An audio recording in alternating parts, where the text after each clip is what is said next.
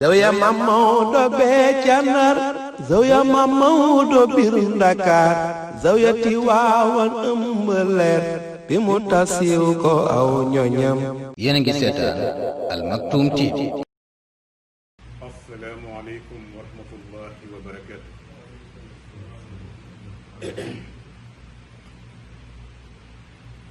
ñu ngi leen di nuyu di leen siyaar di leen ndokkeel ci weer wu tedd wu màgg wi ñu nekk ak ci bis bu tedd bu sell bi nga xam ne ci la ñu nekk muy yowmal jumaa. yal na nu yàlla nangul lépp lu nu ci jaamu lu nu ci ñaan ci bis bi yépp ak guddi gi yal na nu ko yàlla nangul defal ni ko yiw. yal na yàlla sàmm nu ba nu fekkewaat bis bi déwén yàlla bu fi kenn manqué ci diggante bi yal na nu ko fekkewaat déwén te tal ko. kenn ku nekk fi nga tollu ren ci gëm yàlla ak sell ak jege yàlla yal na ko yàlla yokk ci at mu bees bi ñu nekk. fa tabarakallahu mel ni at mu bees mi nga xam ni mooy atu jullit yi tey jii moo nekk juróom-ñeenti fan ci weer wi. ñu xam ni weer wi yépp weeru barke la weeru yokkute la kenn ku nekk jéem cee gën a jige sa boroom gën cee sori seytaane. fa tabarakallahu yonent bi sallallahu alayhi wa sallam moom weer wi weeru yàlla la ko tudde woon shahrullahi ndax yu bare bare yi nga xam ni daje naag bisu juróom-ñeenteel bi ak bisu fukkeel bi. kon mu mel ni bis ni ki tey ci guddi gi ak bis ni ki suba di bisu fukkeel bi kenn ku nekk na nga jéem rek loo man ci jàng alquran nga def ko loo man ci julli ci yonent bi nga def ko loo man ci tudd yàlla nga def ko loo man itam ci dimbali way néew ji doole yi nga def ko loo mën a dugal ci néegi yàlla itam nga def ko. loolu yépp sa njariñ lay doon fii ci àdduna bala ngaa dem soo demee itam fekk yàlla tegal la ko foofa. kon lépp luñ ci dépassé ci alal yal na ko yàlla def muy yiw def ko muy barke ñeel ñu. lu nu ci ñaan itam yal na ko yàlla nangu. ñaari fan la yu nga xam ni kenn ku nekk war nga cee profitoo xam ni lii day mooy at mu bees bi nga xam ni yaa ngi ciy door a dugg nga ñaan yàlla yal na yàlla bàyyi ma fi ba ma fekkiwaat ko déwén waaye nga dogu ci sa xol ni fas nga yéene li nga xay moo nekk ci sa kanam fasatoo fi yéene mooy yàlla fasatoo fi yéene def lenn lu naqar yàlla fasatoo fi yéene itam tooñ sa mbokku jullit. li nga yéene daal ci at mu bees mi moo di rëccu lépp loo xam ni defar nga ko ci loo war a def ci at mi génn waaye bii nga xam ni bu bees la nag nga di ci doog a dugg nga yéene nii fas nga yéene set wicc ci ay bakkaar yoraat xol boo xam ni mooy xolu jullit xolu ku gëm yàlla. loolu mooy waru garu képp koo xam ni jullit nga te nga jàpp ni itam am na ñoo fi nekkaloon daaw ci heure bii yàlla ci dogalam ak coobareem ñoom day fekki wuñu ko ren dem nañu wuy ji seen boroom. yow mi fi des itam nag du sa njàmbaar moo la fi bàyyi coobare yàlla la. ñu ñaan yàlla ñanu jiitu ji dañu bokk nag ñoom weer bii daaw heure bii may wax ak yéen fekk leen ci biir suuf yal na yàlla yërëm leen yal na yàlla jéggal leen, yal na seen àllaaxira dàqal leen seen àdduna, yal na leen yàgg a ñaanal.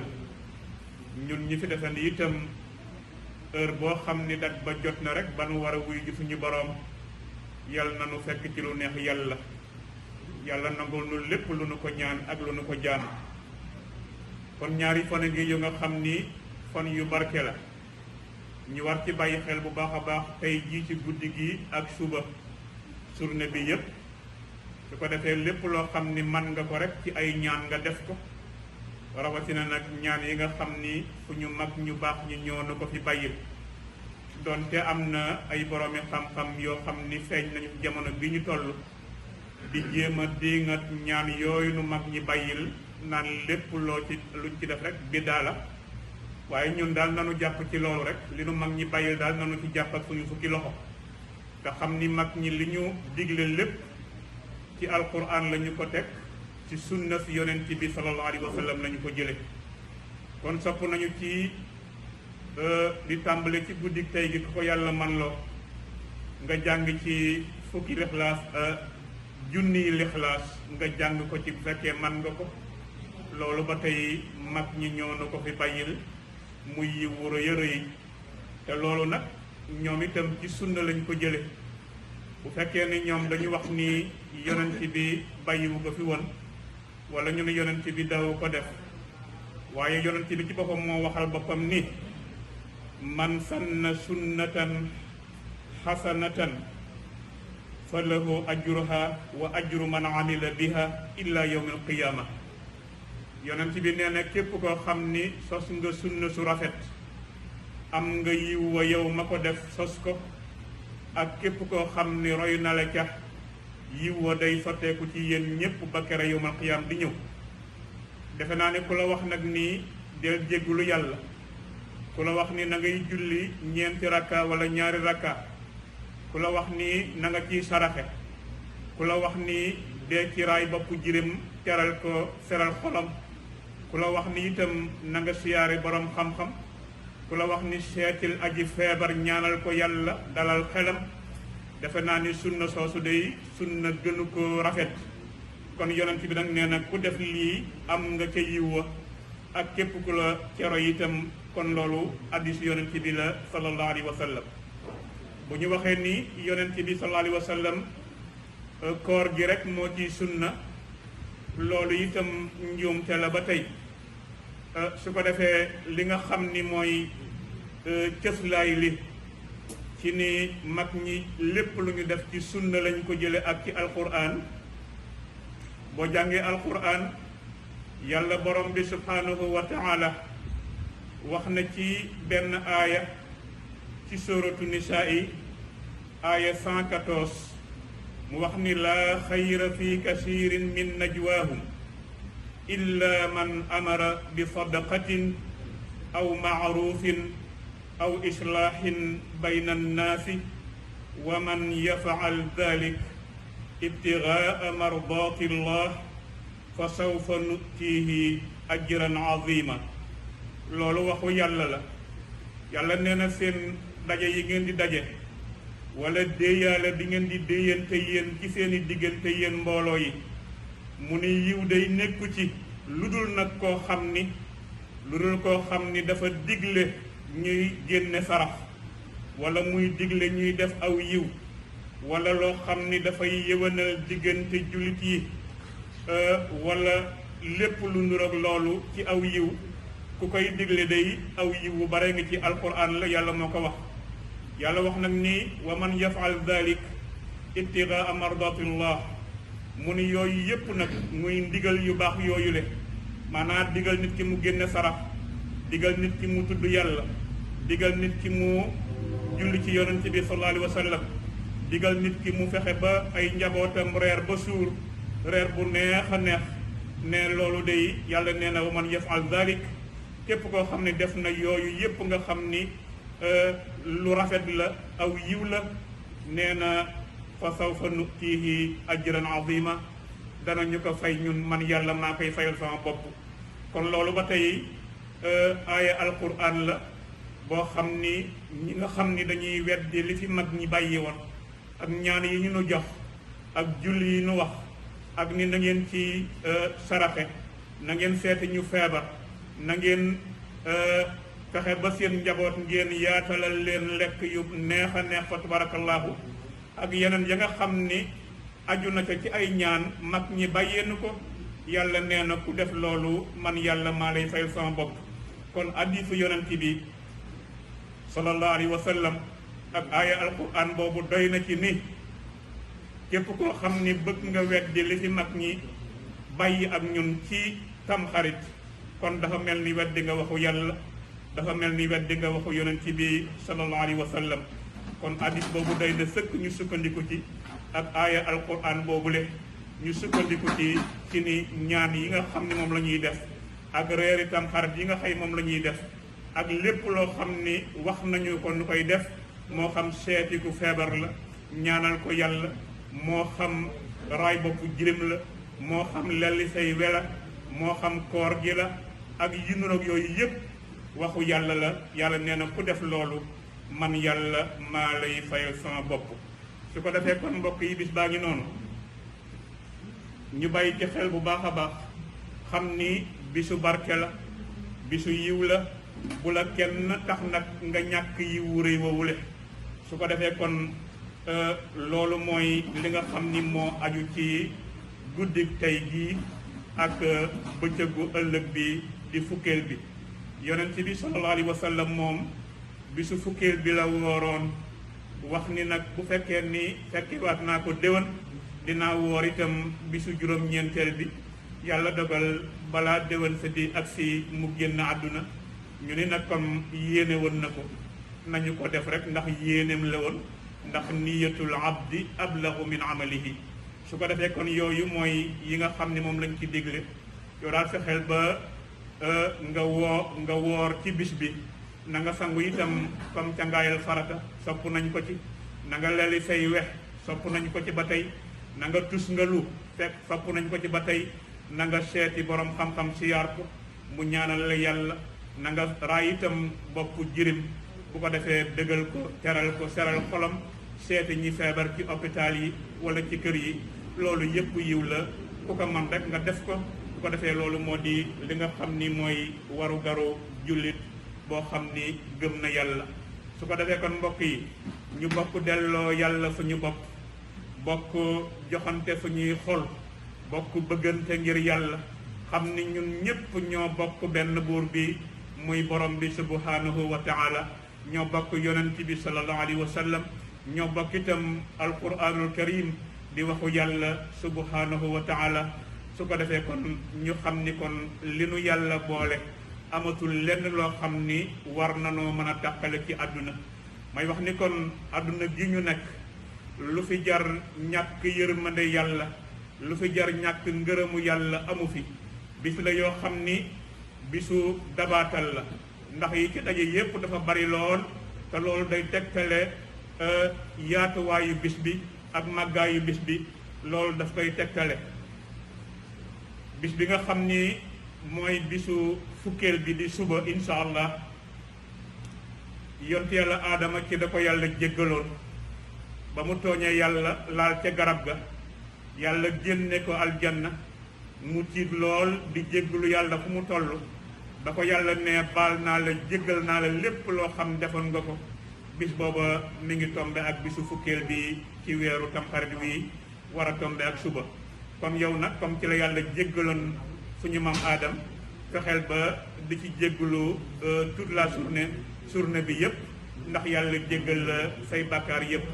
nee na bokk na ci ba tey yi nga xam ni tombe na ci bis boobu muy bisu suba bi moo di yontu yàlla Noox ba ko nitam ñu sonalee ci mooy yàlla ak maanaa yu bon yi ñu doon def mu jël ña mu jëloon ak ña gëm yàlla ànd ak moom def leen ca gaalam ga def leen ca biir ndox ma. nee na bis ba ñu teeree fa ñu teer nee na mi ngi tombe ak bisu fukkeel bi ci weeru tamxarit bi ba tey loolu ba tey màndarga la ci ni bis bu barkeel la. nee na yont yàlla Muusa ci la ko yàlla musale woon itam ak Firawna ba ñu demee ba ca géej ga yàlla wax ko ni ko sa bant bi nga yor muy yet wi dóor ko ci ndox mi mu dóor ko mu xàllu nekk mbedd mu yaatu ñu dugg ca ba àgg ca beneen wàll ga Firawna ñëw topp leen ba ñu duggee ñoom ba ca diggi géej ga yàlla waxaat géej gi ni ko dajewaatal melal na nga meloon ñoom ñépp ñu lab moom Firawna ak ñamu àndaloon yàlla musal yëpp yàlla Muusa ak jullit yi loolu itam mi ngi tombe woon nag bis bi nga xam ni moo di bisu fukkeel bi di binsoo bi insha allah su ko defee yooyu yëpp nag ak yeneen yu baree bari yooyu yëpp day tegtale rek màggaayu bis bi ak barke bi nga xam ni moom la ci yàlla def su ko defee kon mbokk yi yal na yàlla gën ñu xiir ci boppam yal na yàlla sàmm nu sàmm leen yal na nu ko teewaat ak yu baree bari kenn ku nekk na jàpp sa moroom ni yoway moom man maay moom li nga yéene sa jëmm nga yéene ko sa mbokk li nga bañal sa jëmm nga bañal ko sa mbokk jullit xam ne ñun ñépp noo yem fa yàlla kenn gënul kenn xam nga kan moo gën ci àdduna bi mooy ki nga xëy moo gën a ragal yàlla te kenn xamul nag kan moo gën a ragal yàlla kon koo dajal rek jàppal ni kii moo la gën mooy sa sang bu fekkee jikko boobu amee nga ko rek di nga nekk jullit boo xam ni jullit bu tedd ngay doon jullit bu sell ngay doon yal na yàlla gën ñu xeeb ci boppam yal na yàlla sàmm nu sàmm leen yal na yàlla barkeel ñu barkeel leen wasalaamu aleykum wa rahmatullahi wa barakaatu. أعوذ بالله السميع العليم من الشيطان الرجيم لا حول ولا قوة إلا بالله العلي العظيم بسم الله الرحمن الرحيم السلام عليكم ورحمة الله تعالى وبركاته. In the name of Allah subhanahu wa ta'ala, the most merciful, the most forgiving, and the most beneficent. I magnify Allah subhanahu wa ta'ala with His magnificence by saying Allahu Akbar. I bear witness that there is no deity worthy of worship but Allah subhanahu wa ta'ala. I bear witness that Prophet Muhammad sallallahu alayhi wa sallam is his servant and messenger, his last messenger, the greatest of his messengers, all messengers. We say Alhamdulillahi Rabbil Alameen. We thank Allah subhanahu wa ta'ala for sending the Prophet Muhammad sallallahu ta'ala alayhi wa sallam to us, because before him the world was dark. Today's khutbah, by translating from Imam Donga Sahib's khutbah, it is about the importance of Salat and Zakat in Islam. Really, it is very sad that just as many Muslims do not fulfill the conditions of Zakat and Salat, similarly, many Muslims do not understand the importance of fulfilling the obligation of Salat and Zakat. Zakat, as we know, is one of the 5 pillars of Islam. It is very important because, as we saw in the Quran al-Kareem, anytime Allah subhanahu wa ta'ala mentions Zakat, He mentions Salat before He mentions Zakat, or He mentions Zakat before He mentions Salat. That will show us the importance of Zakat, which you cannot separating from performing your prayers. You cannot be praying and leaving Zakat, not giving Zakat if you are able to do it. You are not supposed to give Zakat, and you are not fulfilling by performing your prayers, and you are able to give Zakat to others, to the needy. It was made compulsory in the 2nd year after the Hijrah. Prior to that period, it was not an obligatory mode of worship. During the Meccan era, Muslims used to make contributions from their wealth, but only by way of optional charity or sadaqah. The proof of zakat found in Al-Quran al-Kareem in so many verses. As we saw in Surah Al-Baqarah, Allah subhanahu wa ta'ala is telling us, وَأَقِيمُوا الصَّلَاةَ وَآتُوا الزَّكَاةَ وَمَا تُقَدِّمُوا لِأَنفُسِكُم مِّنْ خَيْرٍ تَجِدُوهُ عِندَ اللَّهِ إِنَّ اللَّهَ بِمَا تَعْمَلُونَ بَصِيرٌ. Establish prayers and give zakat, and whatever good you put forward for yourself, you will find it with Allah subhanahu wa ta'ala. Indeed, Allah of what you do is seeing. This is just of the many places in the Quran al-Kareem where Allah subhanahu wa ta'ala gives the injection of praying and offering zakat to the needy. It is usually found coupled with salat as an obligatory of act and worship. The word zakat means so many meanings. As we saw that zakat means purification. When you're giving zakat, you are purifying your soul, you are purifying your deed, you are purifying yourself. Zakat means growth. Zakat means when are you giving zakat, you're giving yourself a chance to grow. Not only to grow financially, but you can grow spiritually, you can grow psychologically, you can grow mentally. In all sense, zakat means growing. Zakat also means blessing. If you giving zakat, you are blessing yourself. Even you are blessing the people and the needy people you are giving zakat, because you are changing their life. Mentally, physically, psychologically, in all aspects you are helping them and you are affecting them. That means zakat means blessing. Zakat is not a tax. It is a mode of worship or ibadah. As we see in Al-Quran al-Kareem, Allah subhanahu wa ta'ala is saying, خُذْ مِنْ أَمْوَالِهِمْ صَدَقَةً تُطَهِّرُهُمْ وَتُزَكِّيهِمْ بِهَا وَصَلِّ عَلَيْهِمْ إِنَّ صَلَاتَكَ سَكَنٌ لَهُمْ وَاللَّهُ سَمِيعٌ عَلِيمٌ. Zakat is from the wealth. You are purifying and cleansing yourself. The Quran describes the objective of taking zakat out of your wealth as a purification. And a zakat is an objective of taking it out of your wealth as a cleansing. Zakat is not only a means of purifying one's wealth, and also you purifying yourself spiritually, as I mentioned earlier. As a mode of worship, zakat is not exclusive to the Ummah of Muhammad sallallahu alaihi wasallam. It has been a religious obligation of the previous nation as well. Zakat is an obligatory upon every adult, mentally stable and free Muslims who possess a certain amount, minimum amount called an-nisab. An-nisab, it is an amount which the minimum amount you should owe in order to give zakat. In case zakatable asset decrease below the value of nisab, or the amount of time you kept that money or that wealth, it is less than a year, you should not give that zakat. The nisab, they calculate it in gold, also they are calculating it in silver. In gold, it is 87.4 grams minimum. For silver, it's 613.3 grams for silver minimum to give zakat from silver or gold. But if you, like here in the United States, the least amount you should owe, at least for a year, is $3,825 to $4,000. If you kept that amount for a year, you should give zakat from that amount. How you give zakat from that amount?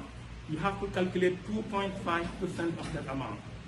2.56% of any amount you kept at least a year, you should give zakat to the needy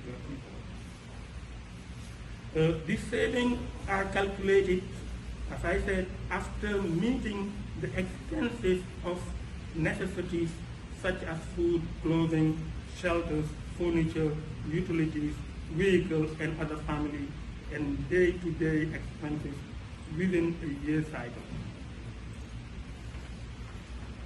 You see in Quran al-Kareem, Allah subhanahu wa ta'ala is saying again that إنما الصدقات للفقراء والمساكين والعاملين عليها والمؤلفة قلوبهم وفي الرقاب والغارمين وفي سبيل الله وابن السبيل فريضة من الله والله عليم حكيم. In that ayah, Allah subhanahu wa ta'ala is telling us who we should give zakat, who should be the beneficiary of zakat. The first he mentioned was the poor. The poor is those people who don't have enough, they don't have money, they are in difficulties. Those people they are one of the beneficiaries of the poor, of the zakat. The second category are the needy, and the third category are those employed to collect the zakat, and the fourth category, it is those people who do it for bringing heart together, and the fifth category for freeing captives or slaves, the sixth category for those in debt, the seventh category for the cause of Allah subhanahu wa ta'ala, the eighth category is for the travelers or extended travelers. Those are the categories that should be given zakat to them. Zakat is calculated on cash, gold, and silver, as we mentioned before. There is different opinion among jurists, the fuqaha, whether or not zakat is payable on gold or silver, or on the jewelry worn by women. The majority of Maliki, Shafi'i, and Hanbali are not having the view of that.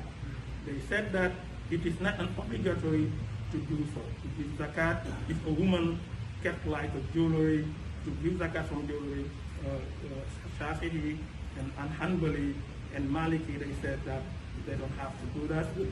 But the Hanafi said that it is obligatory to give zakat.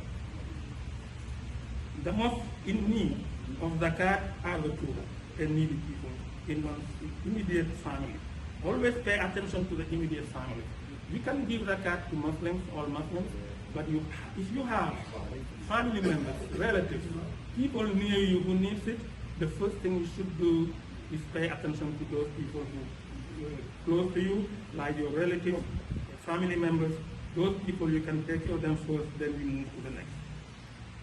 Parents and children are those in their descending and extending lineage are not entitled for zakat. Like the father cannot give zakat to the children and to children because the children cannot give zakat to his father and the father cannot because they are entitled to give them zakat. The same way the children, they are entitled to feed their parents. It is very important to make certain that the recipient of zakat is the deserving of it. Brothers and sisters, zakat helps achieve to be formed as financially and spiritually. Then we have to pay attention to giving it. It is not a personal matter. It's not a voluntary contribution. Rather, it is an obligation for which one will call upon Allah subhanahu wa ta'ala in Yawm al-Qiyamah. May Allah make us among those righteous servants who fulfill all their duties in the application. Subhanallah walhamdulillah wallahu akbar wa la ilaha illallah wa la hawla wa la quwwata illa billahi al-aliyyil azim. Allahumma salli ala sayyidina Muhammadin sahihi lima ughliqa wal khatim lima sabaq nasir al-haqq bil haqq wal hadi ila siratil mustaqim wa ala alihi haqqa qadrihi wa miqdaril azim. Wa akhiru da'wana alhamdulillahi rabbil alamin. الحمد لله الذي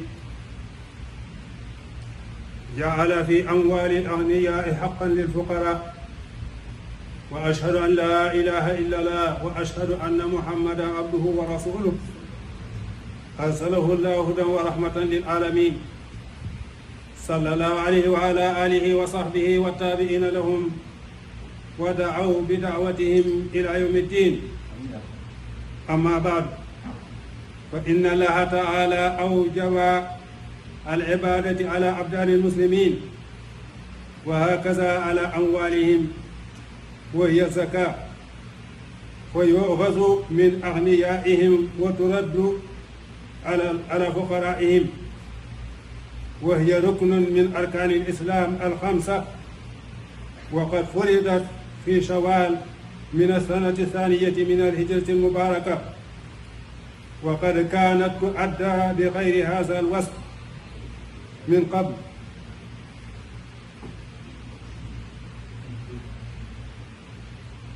حكمها وهي فرض عين على كل من توفرت فيه الشروط كبيرا أو صغيرا عاقلا أو مجنونا على الجمهور من العلماء وقد ثبتت فرديتها من الكتاب والسنة. أما الكتاب فقد فردت في آيات في إيجابها والعناية بها وأنها قرنت بالصلاة في 82 آية في القرآن الكريم.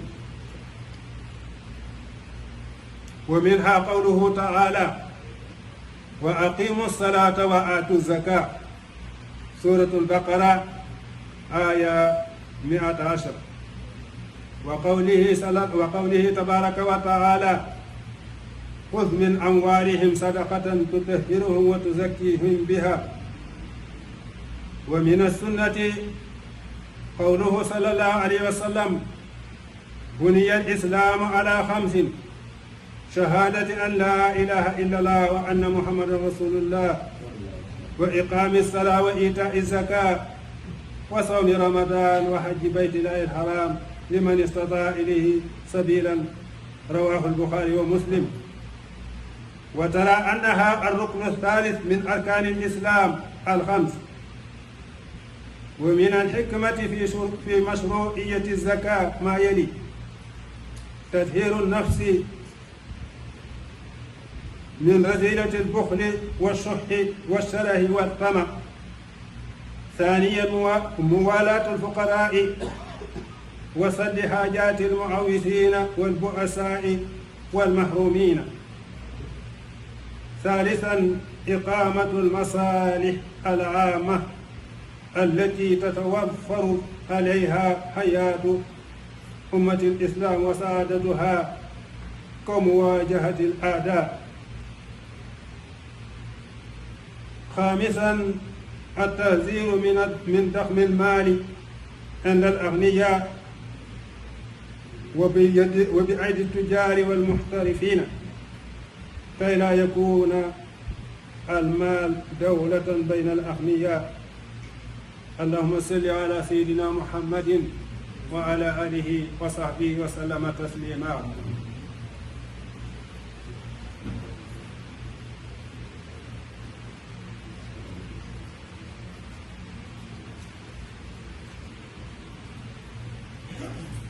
الحمد لله رب العالمين، وأشهد أن لا إله إلا الله، وأشهد أن سيدنا محمدا رسول الله، صلوات الله وسلامه عليه وعلى آله وصحبه ومن تبعهم بإحسان إلى يوم الدين. وبعد، فإن العلماء رأوا أن لصحة الزكاة شروط، وهي كما يلي: أولا الإسلام، ثانيا الحرية، ثالثا النية، وذلك تتعلق بالمزكي. وهذه تتعلق بالمال نفسه، وها هي: أولا الملك التام للمال،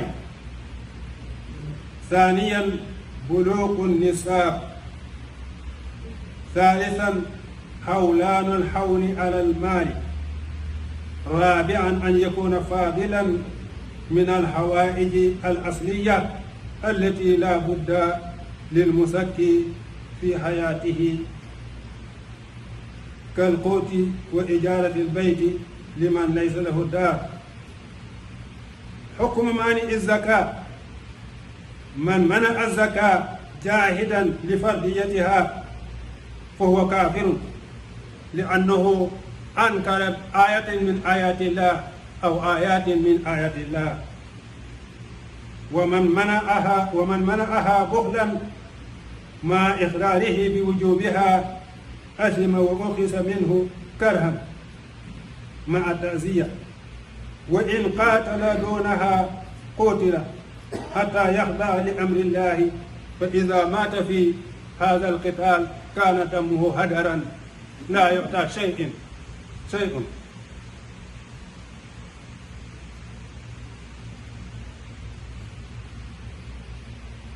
بقوله تعالى: فإن تابوا وأقاموا الصلاة وآتوا الزكاة فإخوانكم في الدين، سورة التوبة 11. وكما أن أبا بكر الصديق رضي الله عنه في قتال مانع الزكاة قال: والله لو منعوني إناقا كانوا يؤدونها إلى رسول الله صلى الله عليه وسلم لقاتلتم عليها وهو وافق به مع الصحابة فكان إجماعا. أجناس الأموال المزكى نذكر منها النقدين، يعني الذهب والفضة وما يلحق بهما. والدليل قوله تعالى: والذين يكنزون الذهب والفضة ولا ينفقونها في سبيل الله فبشرهم بعذاب أليم. وقوله تعالى: خذ من أموالهم صدقة تطهرهم وتزكيهم بها. وهذا نصاب كل من الذهب والفضة ومقدار زكاته. جاء في حديث علي بن أبي طالب رضي الله عنه عن النبي صلى الله عليه وسلم قال: إذا كان لك 100 درهم وحال عليها الحول ففيها فيها 5 دراهم في 200 درهم. ليس الدرهم عندنا بل الدرهم الذي يساق وكان يعلق في الأيدي للنساء، ليس درهم الأوراق، لا، هذا من له 200 هو فقير. الدرهم الذي كان يباع عند من يبيعون الذهب 5 دراهم. وليس عليك شيء من الذهب حتى يكون لك 20 دينارا وحال عليها الحول ففيها نصف دينار. أخرجه أبو داود والترمذي والنسائي. و20 دينارا يساوي 85 غراما، وهذا يباع حاليا ب3,028 دولارا. هذا هو النصاب لمن لهم المال وحال عليهم الحول عند البنك أو أين ادخر.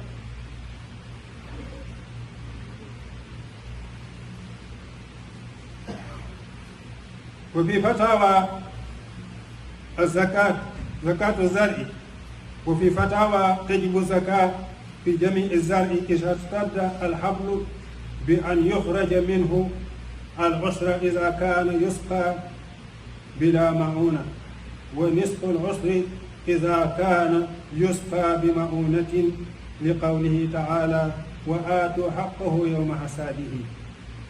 اللهم إنا نسألك علما نافعا وإيمانا صادقا وعبادة مقبولة ورزقا حلالا برحمتك يا أرحم الراحمين.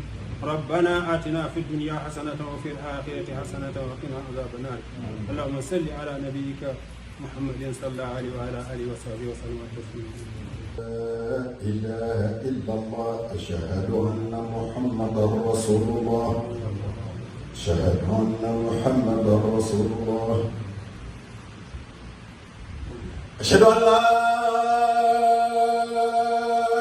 إله إلا الله.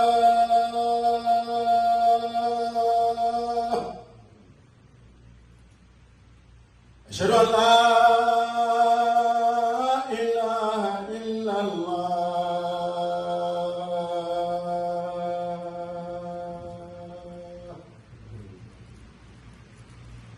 أشهد أن محمدا رسول الله.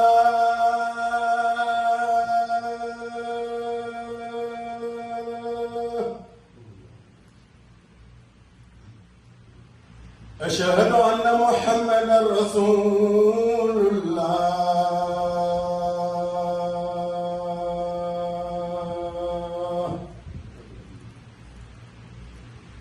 حي على الصلاة.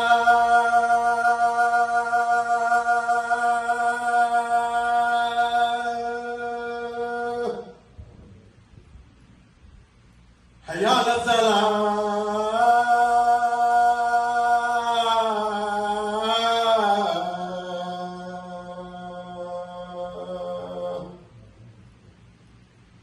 هيا على الفلاح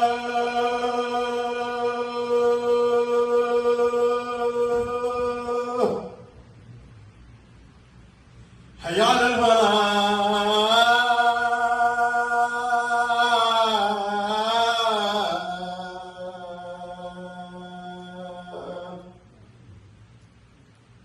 الله أكبر الله أكبر لا إله إلا الله الله أكبر الله أكبر بسم الله الرحمن الرحيم الحمد لله رب العالمين الرحمن الرحيم مالك يوم الدين إياك نعبد وإياك نستعين اهدنا الصراط المستقيم صراط الذين أنعمت عليهم غير المغضوب عليهم ولا الضالين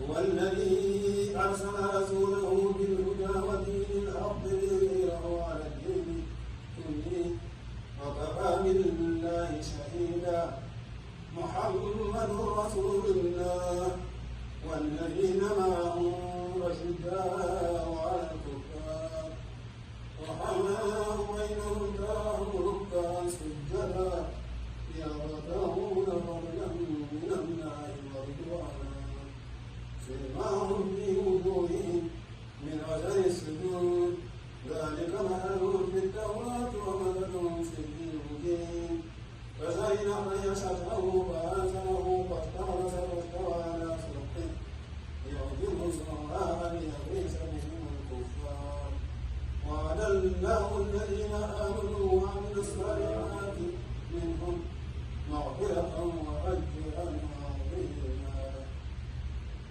الله أكبر الله أكبر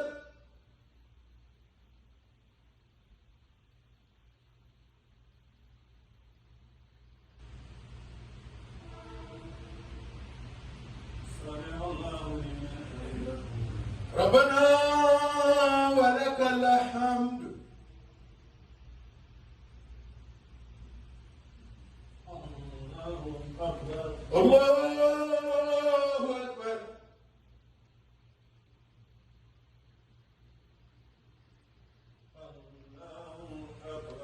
الله أكبر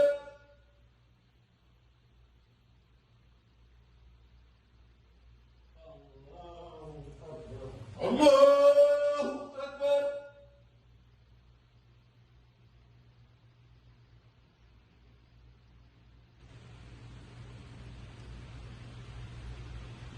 الله أكبر الله أكبر بسم الله الرحمن الرحيم الحمد لله رب العالمين الرحمن الرحيم مالك يوم الدين إياك نعبد وإياك نستعين اهدنا الصراط المستقيم صراط الذين أنعمت عليهم غير المغضوب عليهم ولا الضالين فقلت استغفروا ربكم إنه كان غفارا يرسل السماء عليكم مدرارا ويمددكم بأموال وبنين ويجعل لكم جنات ويجعل لكم أنهارا ما لكم لا ترجون لله وقرا وقد خلقكم أطهارا الله أكبر الله أكبر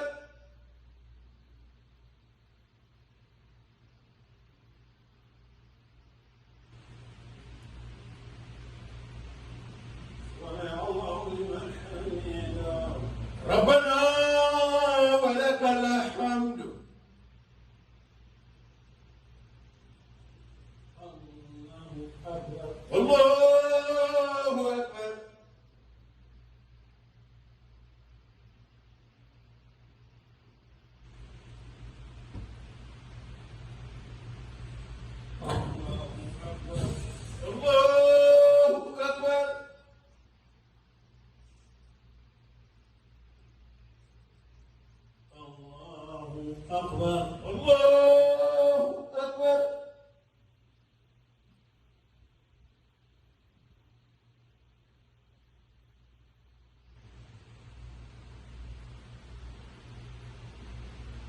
الله أكبر الله أكبر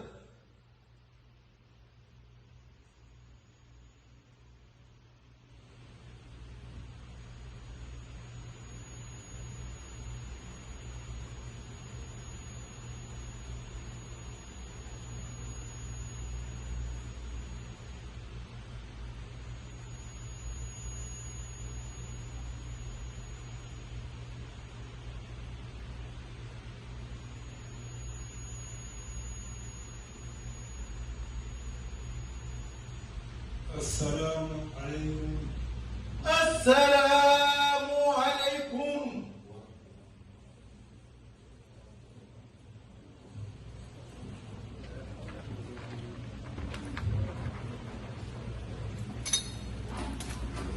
إدغام بخير مدغم أو إظهار بخير بيان أو مد أو تسديد أو همزة أو جسم أو إعراب بخير مكان اللهم فاكتف منا على التمام والكمال والمحذر من كل الحال فاغفر لنا يا ربنا اغفر لنا يا ربنا يا سيدنا لا توقفنا يا مولانا وارزقنا فضل من قرأه مؤديا حقه مع الأعضاء والقلب واللسان وهب لنا به الخير والسعادة والبشارة والأمان ولا تختم لنا بالشر وشقاوة وضلالة وطغيان ونبهنا قبل المنايا عن نوم الغفلة والكسلان أمنا من عذاب القبر ومن سؤال منكر ونكير ومن أكل الديدان وبيض وجوهنا يوم البعث واعتق رقابنا من النيران ويمن كتابنا ويكسر حسابنا وثقل ميزاننا بالحسنات وثبت أقدامنا على الصراط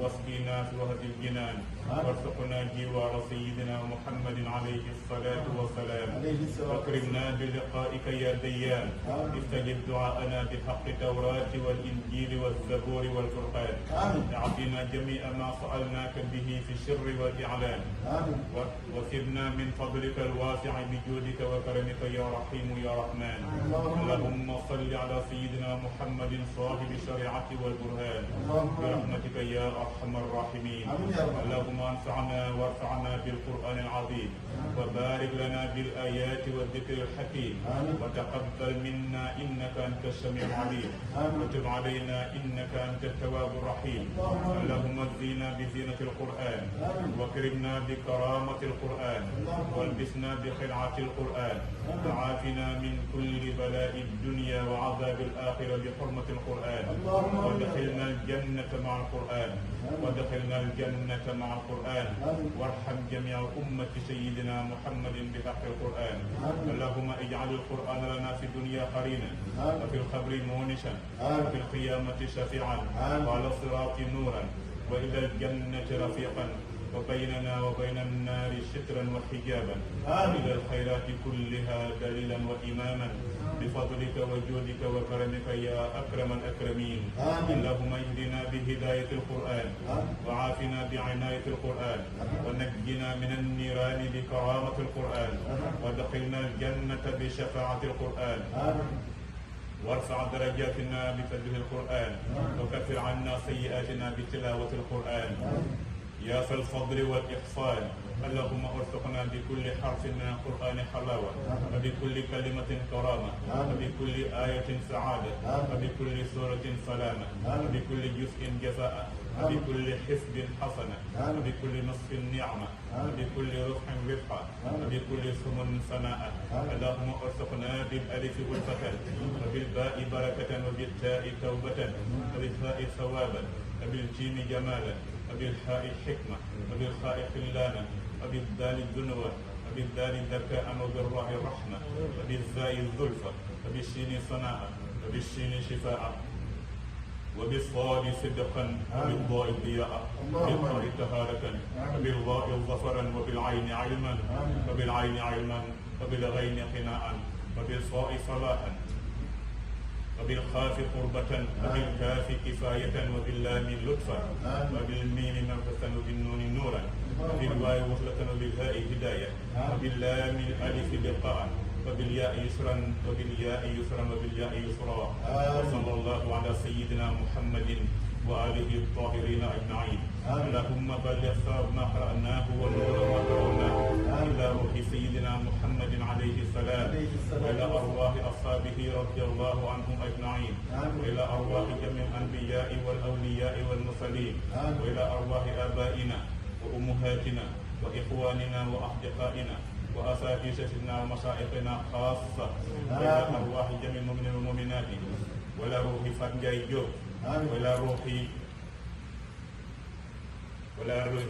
جيبي جاه وإلى روح علي مباي وإلى روح أحمد سي جو اللهم اغفر لهم وارحمهم اللهم اغفر لهم وارحمهم اللهم اغفر لهم وارحمهم وجميع المؤمنين والمؤمنات والمسلمين والمسلمات الأحياء منهم والأموات أجمعين عامة وإلى جميع أصحاب الخيرات من المؤمنين والمؤمنات اللهم انصر من نصر الدين واخذل من خسر المسلمين آمين يا رب العالمين برحمتك يا أرحم الراحمين ببركة اللهم صل على سيدنا محمد الفاتح لما أغلق والخاتم لما سبق ناصر الحق بالحق والهادي إلى صراطك المستقيم وعلى آله حق قدره ومقدار العظيم إن الله وملائكته يصلون على النبي يا أيها الذين آمنوا صلوا عليه وسلموا تسليما صلى الله تعالى عليه وعلى آله وصحبه وسلم تسليما سبحان ربك رب العزة عما يصفون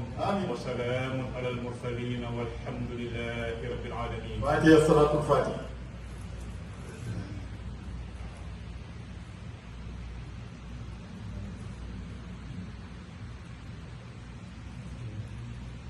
Zawiya Maam Maodo bee ca Ndar Zawiya Maam Maodo biir Ndakaar Zawiya Tiwaawan ëmb leer bi mu tasiw ko aw ñoñam.